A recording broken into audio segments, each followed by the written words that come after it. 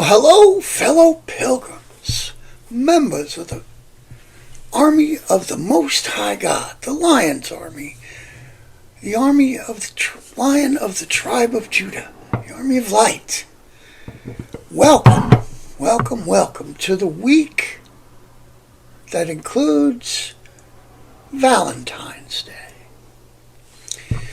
Today we're going to take a look at a few of the possible origins in this Valentine's Day special, and a few of the stories surrounding the possible real origin of Valentine's Day, which we nowadays celebrate with cards, flowers, chocolates, and such, and as a day of the heart of Eros, or erotic type love. The origin of St. Valentine's Day did not start out quite this way. At least the one involving St. Valentine. It started out as agape love. And it started out by the refusal of one man to allow the government to override the teachings of the Bible. Specifically in this instance, about marriage.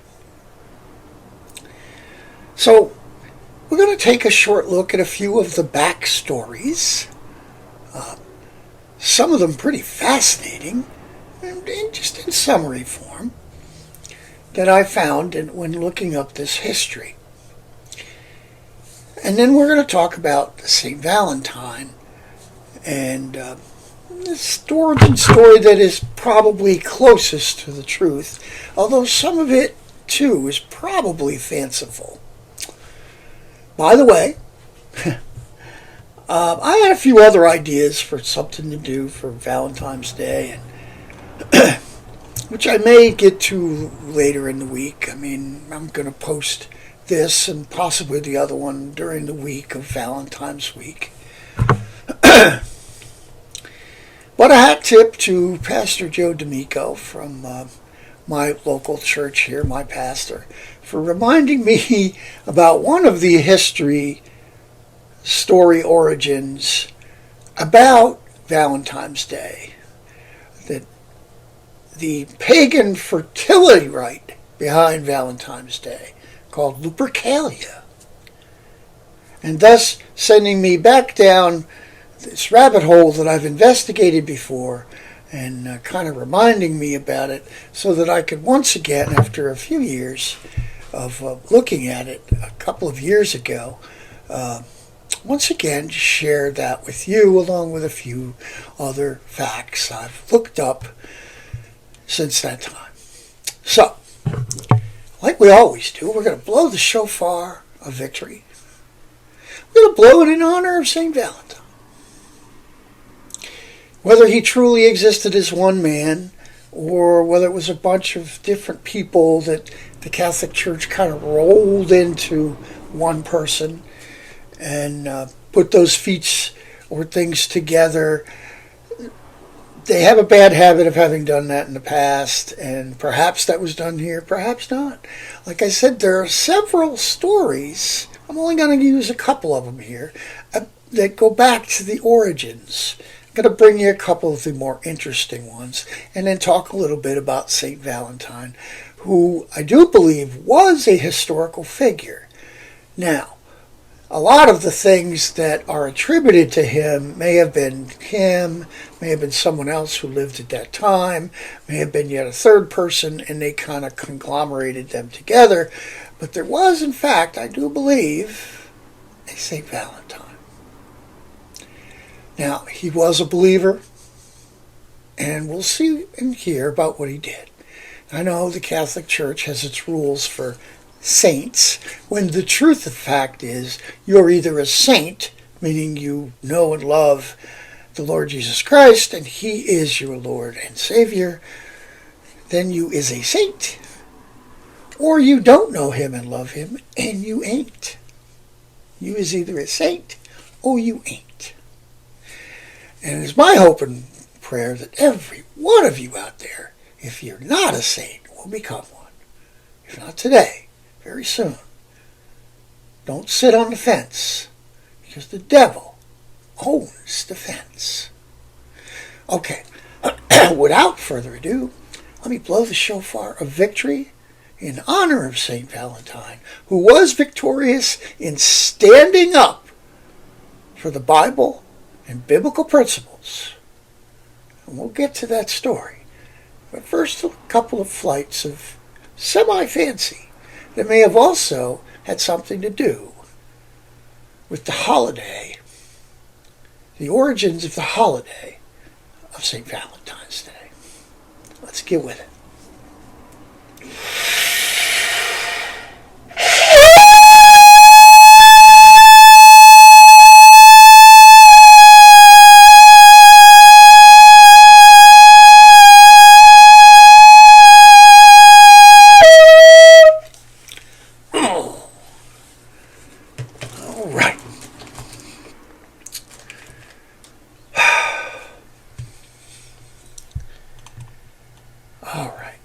First, we're going to take a look at a story that is most likely among these that I'm going to tell you. And again, these are just summaries. Each one of them I could do a whole story on, but we're not going to do that. But this one might make your jaw drop a little bit. It's one of the stories surrounding the origins of St. Valentine's Day. Now, in the ancient world, February 14th was designated a Catholic holy day or holiday by Pope Gelasius, or Gelasius, I think it's Gelasius. Pardon me if I get it wrong. Pope Gelasius I, in order to replace the ancient Roman festival called Lupercalia, a celebration of fertility. That's right, an ancient Roman or pagan fertility festival. A festival of fertility dedicated to the Roman god of agriculture, Faunus. You've heard of flora and fauna. Well, the ancient god of agriculture was called Faunus. And also, this was dedicated to the supposed founders of Rome, Romulus and Remus. More on them in a bit. Not much more. But this feast of Roman debauchery was actually celebrated originally from February 13th through 15th, and it involved a ritual where an order of Roman priests, not Christian priests, but an order of Roman priests sacrificed a goat and a dog and then ran naked through the streets, gently slapping women with the blood-soaked hides of the sacrificed animals. Yes, I'm not kidding. Young women would actually line up for the men to slap them with these hides because they believed that it somehow promoted fertility, the having of children. Following this flagellation with the hides of the sacrificed, the blood-soaked hides of these sacrificed animals, tradition continued that men would then select women's names at random from a jar, which I guess somebody held at the town square, to decide who would remain together for the next year. Or, if they fell in love during that time, they'd marry. This is what Pope Gelasius I muddled up in the 5th century by combining St. Valentine's Day, because that had already, the story of St. Valentine we're going to get to later, had already happened. So he tried to combine that with this pagan festival called Lupercalia in an attempt to expel the pagan ritual. How many times has the church done that? Christmas, Easter, many of our holidays were attempts by the church to take and turn something bad into something good. But often it was man attempting to do it, not God doing it. And it got even more muddled. So, Pope Gelasius I, thinking he was doing something good, I'm guessing, and not understanding the law of unintended consequences, tried to put an end to the festival of Lupercalia.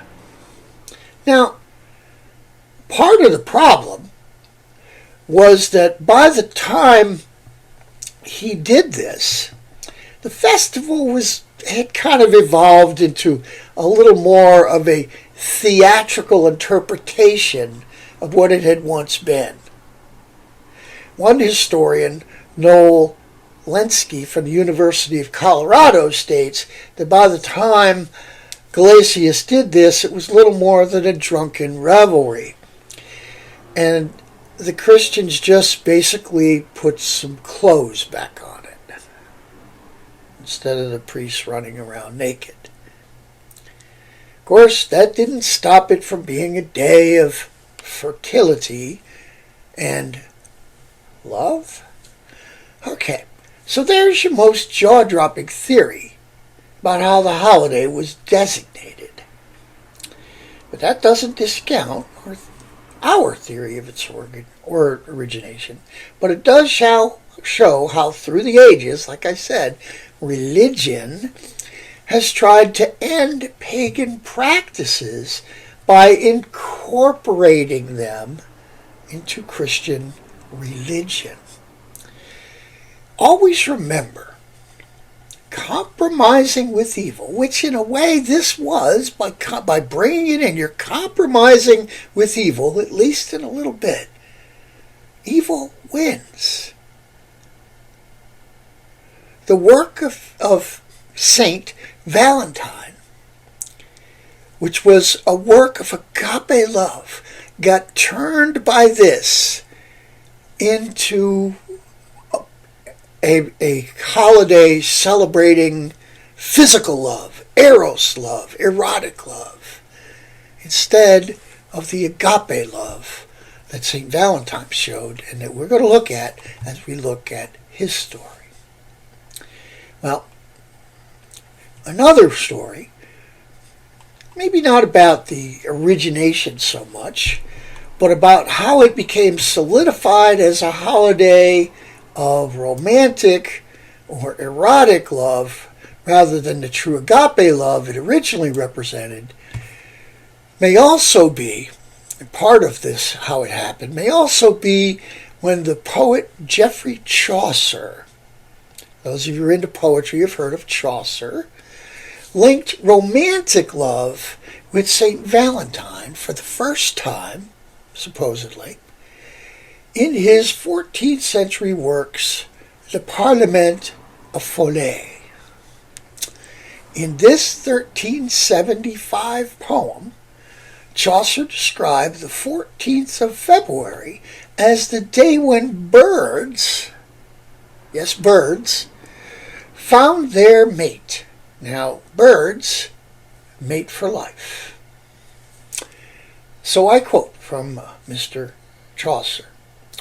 For this was sent on St. Valentine's Day, when every bird cometh thee to choose his mate.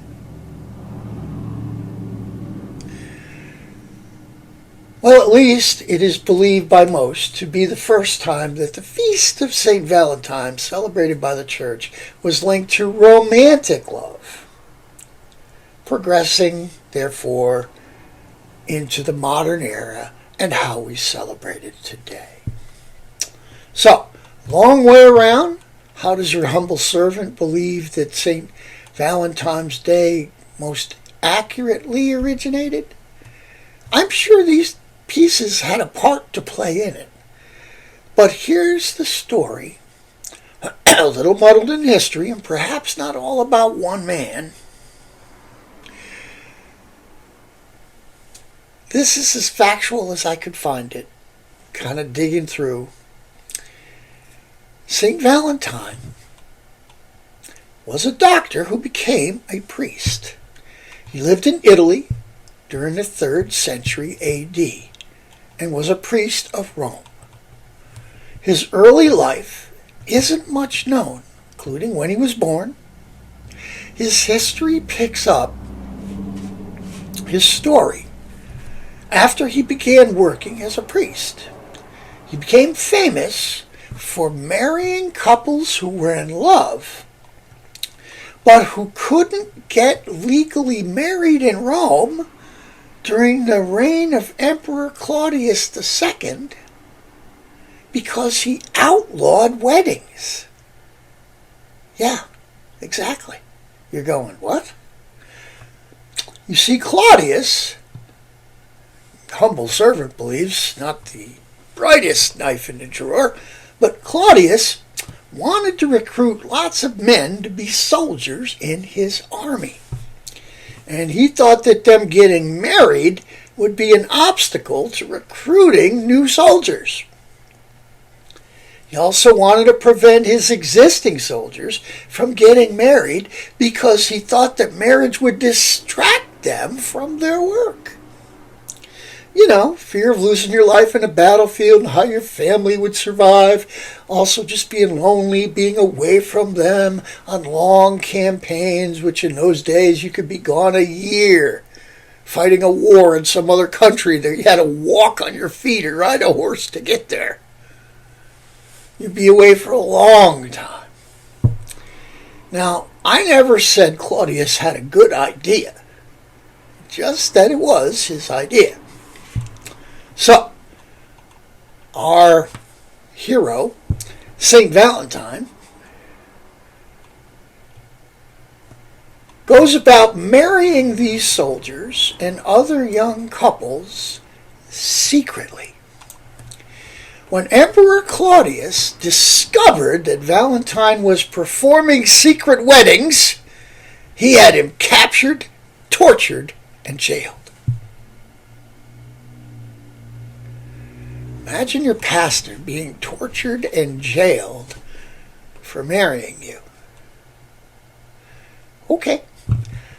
Valentine, however, not to be stopped, used his time in jail to continue to reach out to people with the love that he said Jesus Christ gave him for others.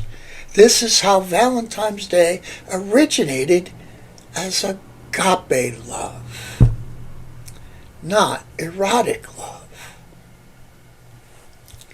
Valentine's love for these young couples and to see them together biblically, correctly, one man, one woman as husband and wife. His love for that and for God and for the Bible and for Christ was agape love. And he would not be deterred. Now, Valentine befriended his jailer, a man named Asterios, who became so impressed with Valentine's wisdom that he asked Valentine to help his daughter Julia with her lessons. Now, Julia was a little blind girl, and she needed someone to read material in order for her to learn it. She couldn't read it herself, and he didn't want her unlearned. He still wanted her to learn. So Valentine became friends with Julia through his work with her when she came to visit him in the jail. Now, Asterios, the jailer, was also one of the men who was to judge Valentine in line with the Roman law at that time. Now, one story told in Catholic circles, historically I cannot verify it anywhere else, so if this part is true I don't know, but it is interesting and thus I include it. Supposedly, Valentine prayed with her and healed the young girl of her blindness. And that Asterios himself and his whole family gave their lives to Christ as a result. This is one of the miracles that the Catholic Church uses to say that Valentine was a saint. True? I don't know. Signs and wonders can follow a real believer. So did God, not St. Valentine, but God heal Julia? Well, we don't really know. Now, it is said that Emperor Claudius also came to Valentine. He even offered to totally pardon Valentine, to set him free, if Valentine would just renounce Jesus Christ and his Christian faith and agree to worship the Roman gods. Not only did Valentine refuse to leave his faith, he preached the gospel. Oh, boldness, baby, boldness! He preached the gospel to Emperor Claudius, encouraging him to place his trust in Jesus Christ. Well, Valentine's faith-filled choices cost him his life.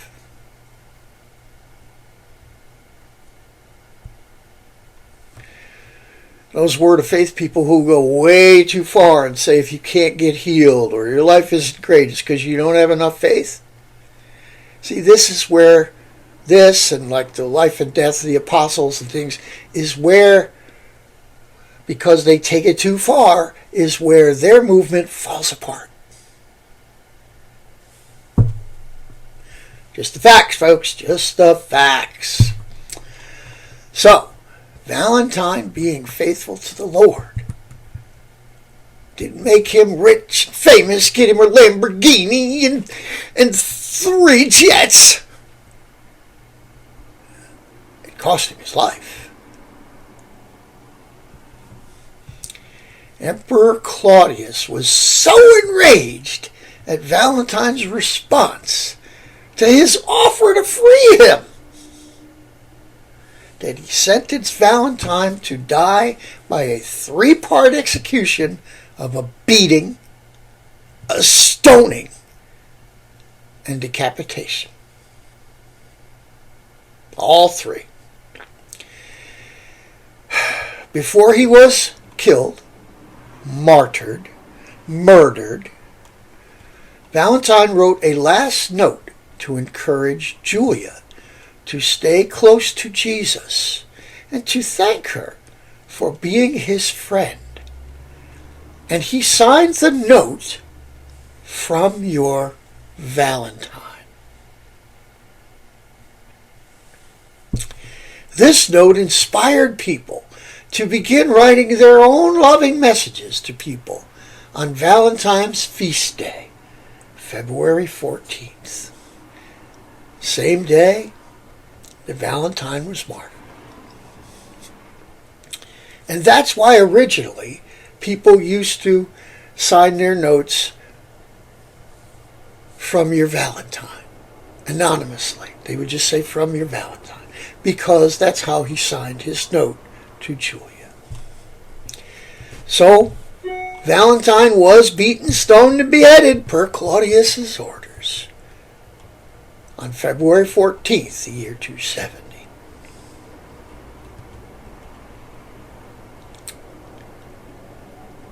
People who remembered his loving service to young couples. Remember, he was put in prison for marrying young couples in love when it was illegal to do so. they began celebrating his life, and he came to be regarded as a saint through whom God had worked to help people in miraculous ways. By the year 496, Pope Gelasius designated February 14th, that same Pope Gelasius who was trying to replace Lupercalia with the Valentine's Day feast, melding them together, causing more trouble than good, but I'm sure he really meant well. He designated February 14th as Valentine's official feast day. As we saw above, that was one story, this was another. They kind of came together. Whether all these stories are about one person or several, this is how they came together. Gelasius' attempt to stop a pagan holiday, to usurp it, much as Christmas was chosen as a date to usurp the holiday of the winter solstice, and other things throughout time have been done by the church. Usually back then in the Dark Ages, they meant the Roman Catholic Church. Sometimes they did a lot of evil intentionally. Sometimes they tried to do some good, but they meddled in things much as Abraham lying with his wife Sarah's maid messed up history, because you see, when man tries to help God, it can have long-ranging effects. So anyway, how did Valentine's Day, this feast, which was to celebrate the agape love that Valentine showed young couples and young Julia, how did it become commercialized and pushed more and more and more into the eros or erotic kind of love and away from agape love? Well, Valentine's Day was around in the Middle Ages, where it began, but it didn't become really popular until the early 19th century. Think around 1861, and an individual by the name of Richard Cadbury. Have you ever heard of Cadbury chocolates? A huge amount of printed cards would get sold and sent out also. This is where these things started. Cadbury chocolates and the cards. And in 1913, Hallmark in Kansas City began mass producing specific Valentine's Day cards. Another successful marketing campaign. Valentine's Day cards took off, and with the invention of the postage stamp, people began to send them anonymously all over the place. Unfortunately, racy messages, sexually explicit messages, and poems became common, as did increasingly elaborate designs. Think racy messages, and then think elaborate designs. I am obviously not going to either describe or show you any of that. Your imagination is reeling off in the wrong directions as it is as we speak. Bring it back in, folks. Bring it back in. Get your mind out of the gutter. Today, over 25 million Valentine's Day cards are sent annually in the UK, and over 190 million in the USA. Now, probably a lot less nowadays because everybody does everything online. But I'll bet you a lot more are done. It's just done online rather than through the mail. Although people still do that. And not so much anonymously these days. But apart from the embarrassment of perhaps trying to send something to someone that you've been eyeing but didn't know and maybe were afraid to ask for fear they'd reject you. There was an actual tradition started by the Victorians. They decided that they would do what Valentine did. Of course, it was his name. He signed his letter to her from your Valentine. So the Victorians, not wanting to be embarrassed, they thought it was bad luck to sign the cards their actual names. So they they picked up from Valentine's letter and started signing their cards from your Valentine. So that's where that came from. So why roses associated with Valentine's Day? Well, roses have been a symbol of erotic love since the early 1700s, when Charles II of Sweden brought the Persian poetic art known as the language of flowers to Europe. I'll let you do a little Berean research on that one. We're just going to run out of time because we're already at a half hour. So throughout the 18th century, ladies loved their floral dictionaries, which listed the symbolic meanings of different kinds of flowers. You can begin your research into that sort of thing, if you wish, by going to a website called Your Tango. YOURTANGO.com. YourTango.com. Help you with the supposed symbolic meanings of different types of flowers that they would then send. Now, this is where the rose got associated, because the red rose was believed to be the flower favored by the Roman goddess of love. Yes, we're back to the pagan fertility rites. But favored by the Roman goddess of love, Venus, and therefore came to represent love, the red rose. So, now that I've ruined your Valentine's Day, now that I've ruined your sending cards, now that I've ruined sending someone you love red roses, isn't history a kick in the head? Let's take a look at our friend Richie Cadbury. Because the first heart-shaped box of chocolates was introduced in the year 1861.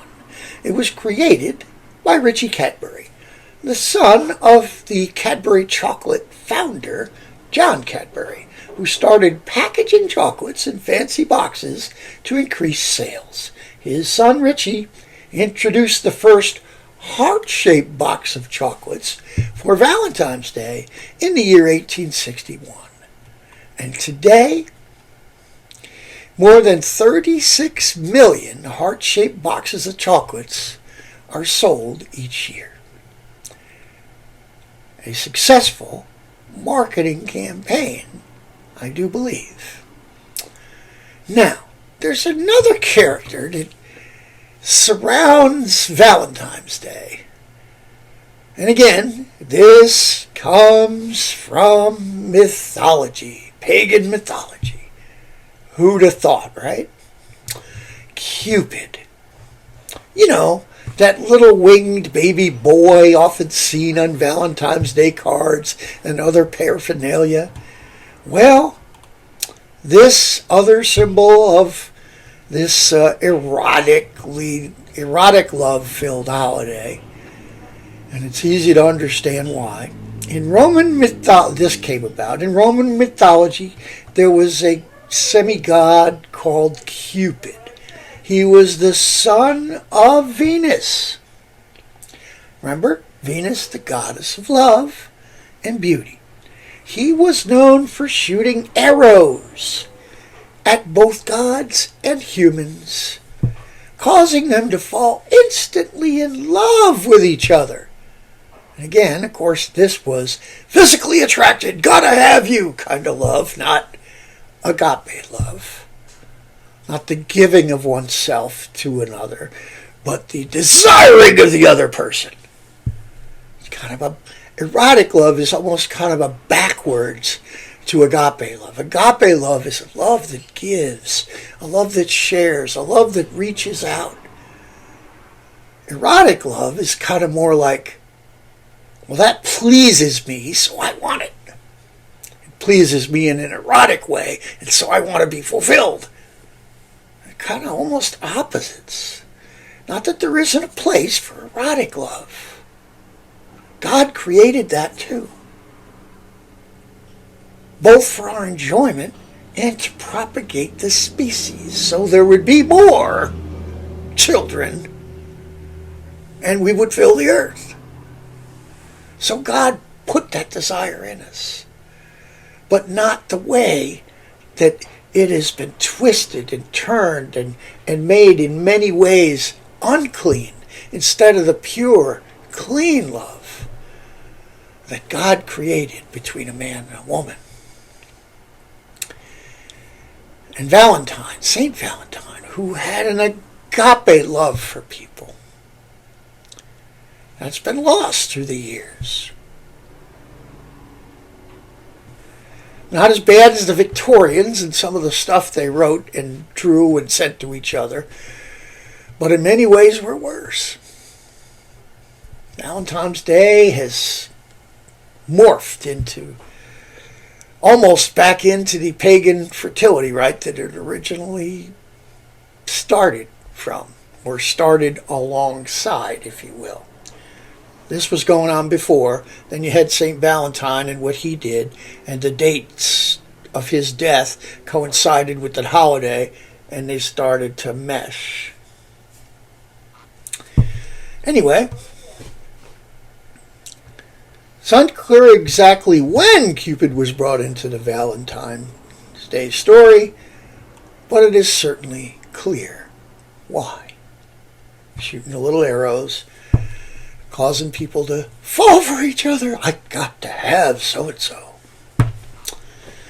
Okay, well, there we are with the story of St. Valentine's Day.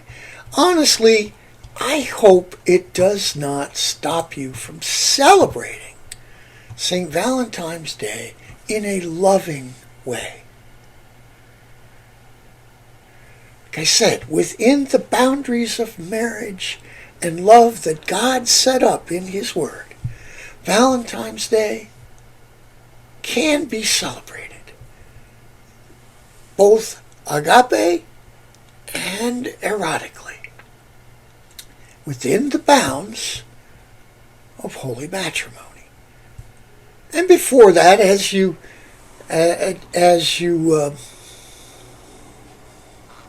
this day and age, as you get to know each other, as your love builds, not in a physical way until you're married, but as your love builds and your desire for each other builds, there's, sending someone a rose, sending someone a box of chocolates, writing them love letters, clean love poems and love letters. It's a wonderful thing. So don't let the history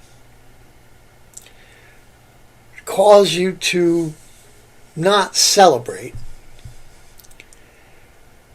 this saint. Never mind that he was a Catholic saint. He was indeed a saint. He loved the Lord, and he was martyred for the Lord because he would not give up his faith. So celebrate St. Valentine's Day by loving everyone with agape love, and with those special to you with a clean and pure, biblically based erotic love. And thank God that He gave us these feelings, which can be easily twisted for evil, but are in fact good and pure as given by God. So, a happy Valentine's Day to you from One Pilgrim. I wish you, with all the agape love that I have, a beautiful Valentine's Day. May you take the one you love and show them how special they are to you today, in honor of a man who refused to give up his faith to save his life. Now may the Lord bless you and keep you. May he make his face to shine upon you and give you his perfect shalom. It's probably a day or two before Valentine's Day when I send this out, so you can see it before Valentine's Day. So I'll give you an early Happy Valentine's Day from One Pilgrim and my heart to yours. For now.